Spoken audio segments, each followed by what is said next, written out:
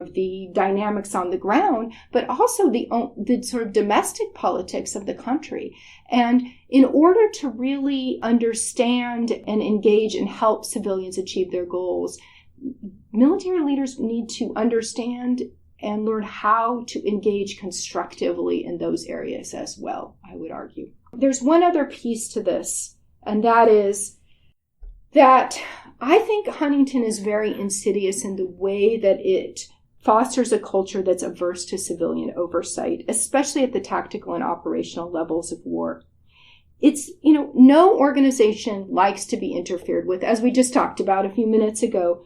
But Huntington goes farther than just creating sort of resentments about civilian micromanagement. It fosters the idea that it's really inappropriate for civilians to get involved in military activity at these levels.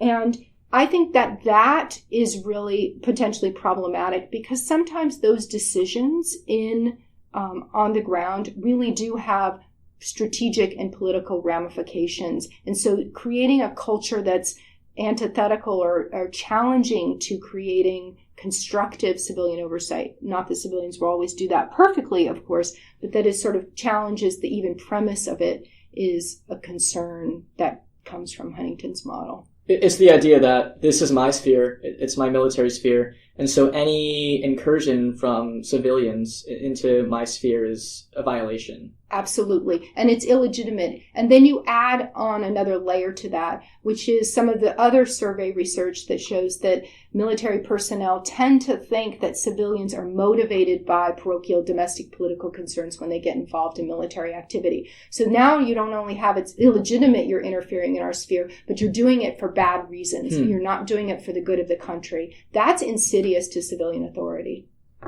And how are we seeing this paradox of promoting civilian authority but undermining civilian control? How do we see that play out today? Why is it so important now? Yeah, so I think this is actually fascinating on a number of levels. So if you look at recent presidents, what you see from George W. or Barack Obama is really a rejection of Huntington and the idea that civilians should stay out of interfering with the military sphere.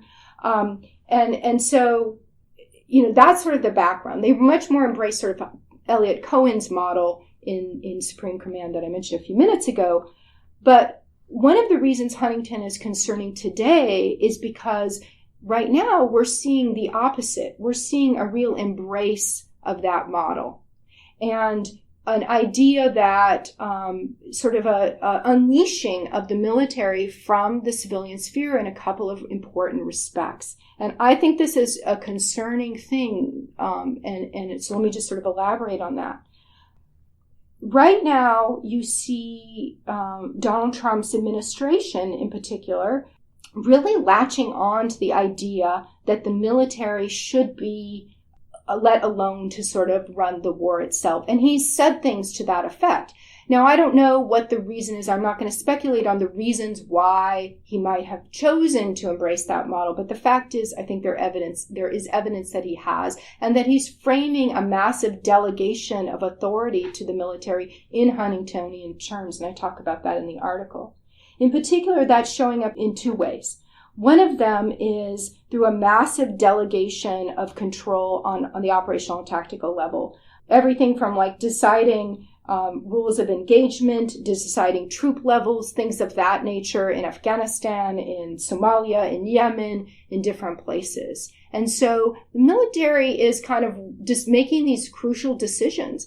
And that can be a problem because operational sort of level activity can have its own logic and rationale that doesn't always connect with one's strategic and political objectives. And so that can foster a real disconnect there.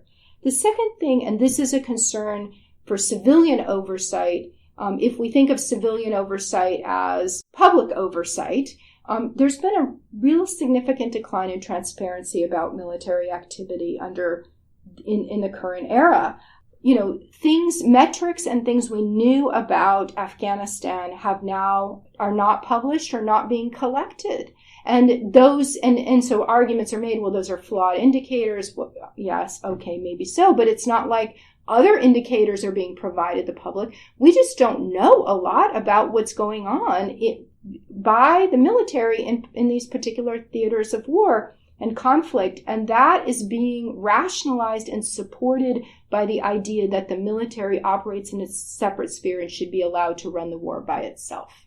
Whereas previous presidents had a lot more interaction with the military, under this administration, the president has been more hands-off and said, let the boys do what they're going to do. Yes. And as a result, the military has increasingly made decisions on its own, and it's decreasingly been public and transparent about its actions, making it harder for the public to hold it accountable. Exactly, okay. Right? Yep. And so the third piece of your argument against Huntington's theory... the third leg of your nuclear triangle. Against him. So the paradox number 3 that you identify, and this is the last one, is that his theory furthers military effectiveness on one hand, but that it also compromises military effectiveness. In one sense, Huntington's theory has helped the military to be better at its job, and then in some other important ways, it has stopped it or hindered it from being as effective as it could be. Right. So one way to think about this is that Huntington supports military effectiveness, understood as sort of this tactical and operational level of war. But it undermines the strategic effectiveness of military activity more broadly understood.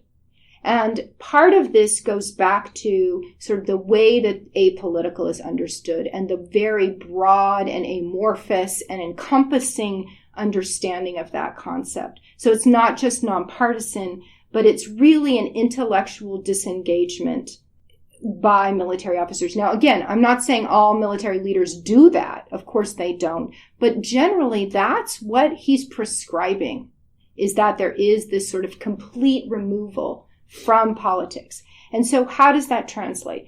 That translates, first of all, in this sort of reinforcing this sort of transactional advisory process, in that you get really this abstention from wanting to go there if the conversation veers into political discussion or a danger that could happen.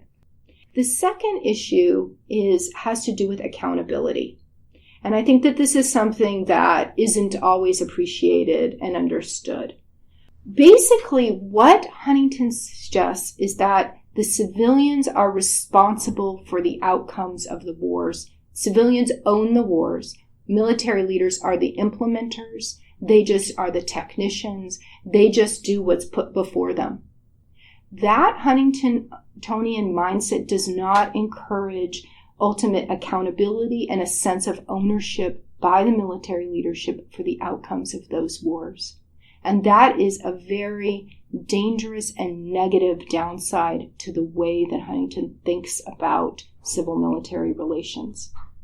And I'll anticipate what you're going to ask me next is, why does it matter?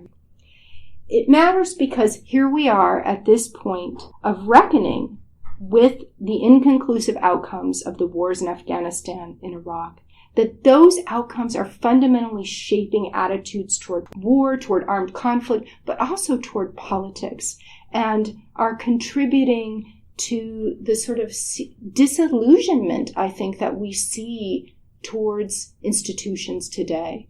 And so we have to understand what and how the weaknesses in civil-military relations in the United States might have contributed to those inconclusive outcomes. We have to understand that some officers, the way they see their roles and responsibilities in strategic assessment and relationships to civilians might be contributing to that strategic drift. And do you have any particular officers or case studies from the war that in mind? Yes. So, yes. So in the article, it starts with and then ends with a discussion of the Afghan surge under President Obama in 2009. And fortunately or unfortunately for General Stanley McChrystal, he exemplifies some of the dynamics that I was trying to capture in that. It's really interesting, as we were talking right before we started the podcast, so you have a great podcast, and I recommend that to all of you to listen to it. And it's very revealing. So in the beginning of that, when was that? Was that March 20? It was March of 2019. 2019. Yeah. Season 1. General Stanley McChrystal, thank you so much for joining us on Thank You for Your Service. We really appreciate you taking the time. Well, it's my pleasure. And, basically what we talked about is how early in that podcast you ask him about Huntington, and in the abstract, he completely rejects it, especially the sort of separation of spheres. And he sort of, acknowledges, military activity has politics all the way down, and we have to move beyond Huntington. When Sam Huntington wrote that, I remember he described the military as technicians. That the policymaker would say, we want a bicycle, and the military would go build the bicycle and whatnot.